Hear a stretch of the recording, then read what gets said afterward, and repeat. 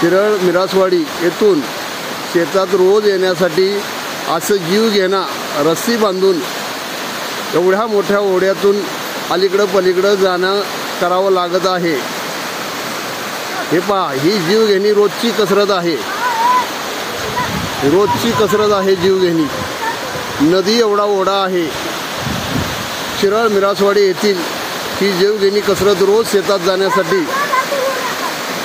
लोकांना अशा पद्धतीनं जीवघेण्या प्रवास करावा लागत आहे। हे पहा, किती जीवघेणा प्रवास करावा लागत आहे रोज।